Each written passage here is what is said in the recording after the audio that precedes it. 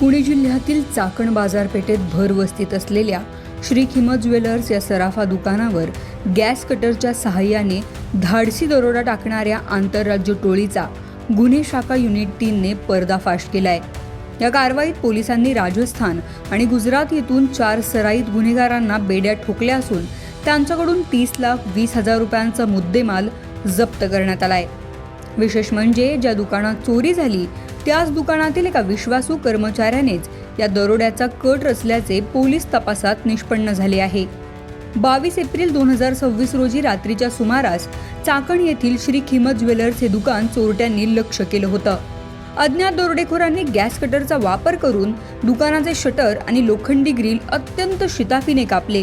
त्यानंतर दुकानातील तिजोरी फोडून सुमारे 77,22,000 रुपये किमतीचे सोन्या चांदीचे दागिने आणि रोकड लंपास केली होती। या धक्कादायक घटनेमुळे चाकण परिसरातील व्यापाऱ्यांमध्ये भीतीचं वातावरण पसरलं होतं। या प्रकरणी सराफ व्यावसायिक भरत सुमेरमल वंजारा यांनी चाकण पोलीस ठाण्यात फिर्याद दिली होती।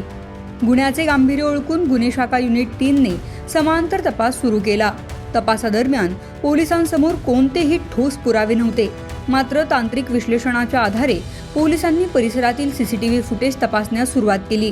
तब्बल 550 किलोमीटरच्या परिघातील 550हून अधिक सीसीटीव्ही कॅमेऱ्यांचे फुटेज पोलिसांनी अत्यंत बारकाईने तपासले। या तपासणीत एक संशयित मारुती स्विफ्ट कार पोलिसांच्या नजरेत पडली। या कारचा माग काढला असता ती गुजरातच्या दिशेने गेल्याचे स्पष्ट झाले। कारचा मागोवा घेत पोलीस पथकाने गुजरात आणि राजस्थानमध्ये छापेमारी केली। या कारवाईत पोलिसांनी हिम्मत कुमार साळवी, मुकेश साळवी, राधेश्याम साळवी आणि पुखराज लोहार या चौघांना ताब्यात घेतलंय। सुरुवातीला उडवाउडवीची उत्तरे देणाऱ्या या आरोपींना जेव्हा पोलिसी खाक्या दाखवण्यात आल्या तेव्हा त्यांनी आपल्या गुन्ह्याची कबुली दिली। या प्रकरणाचा सर्वात धक्कादायक पैलू म्हणजे दुकानात काम करणाऱ्या किशन रामलाल सोनी या कर्मचाऱ्याचा या चोरीत असलेला सहभाग।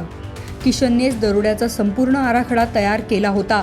त्याने दरोडेखोरांना दुकानाच्या चाव्या उपलब्ध करून दिल्या होत्या आणि दुकानातील मौल्यवान वस्तू कुठे ठेवल्या जातात याची खडानखडा माहिती पुरवली होती। आपल्याच मालकाचा विश्वासघात करून त्याने या मोठ्या दरोड्याला मदत केली। पोलिसांनी आरोपींकडून 30,20,000 रुपयांचा मुद्देमाल जप्त केलाय। यामध्ये गुन्ह्यात वापरलेली 3 लाख रुपये किमतीची Maruti Swift car, 2.900 kilo Bentex दागिने आणि 17.800 किलो वजनाचे चांदीचे दागिने व मूर्तीची किंमत अंदाजे 27 लाख रुपये यांचा समावेश आहे। या गुन्ह्यात सहभागी असलेले अन्य 2 साथीदार अद्याप फरार असून पोलीस त्यांचा शोध घेत आहेत। अत्यंत क्लिष्ट असलेल्या या गुन्ह्याचा छडा लावून आंतरराज्य टोळीला जेरबंद केल्याबद्दल गुन्हे शाखा युनिट 3 च्या पथकाचे सर्वत्र कौतुक होत आहे। या कारवाईमुळे चाकण भागातील सराफ व्यावसायिकांनी सुटकेचा निश्वास सोडला आहे। शगुफ्ता शेख, लोकमत.com, पुणे।